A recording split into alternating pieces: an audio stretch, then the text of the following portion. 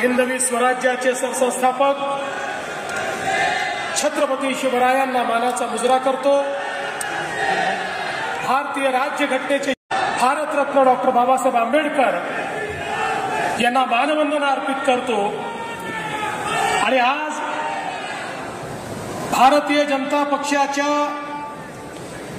महाराष्ट्राच्या अध्यक्षांच्या पदारोहण समारोहामध्ये मंचावर उपस्थित असलेले भाजपचे माजी राष्ट्रीय अध्यक्ष,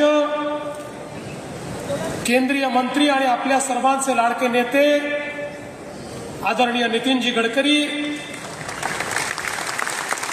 ज्यांनी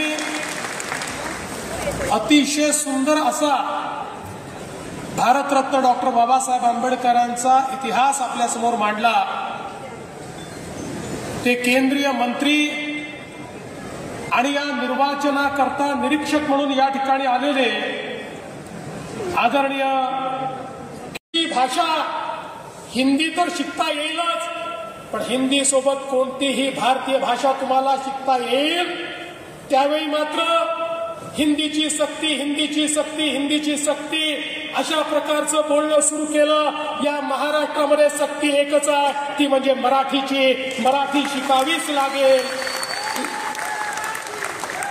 पण त्याच वेळी आम्हाला हिंदीचाही अभिमान आहे, आम्हाला हिंदीचाही अभिमान आहे। या भारतातल्या प्रत्येक भाषेचा अभिमान आम्हाला आहे, या भारतीय भाषांचा आम्हाला अभिमान आहे। आणि आम्ही हिंदीचा विरोध करून इंग्रजीला पायघड्या घालणारे लोक नाही आहोत।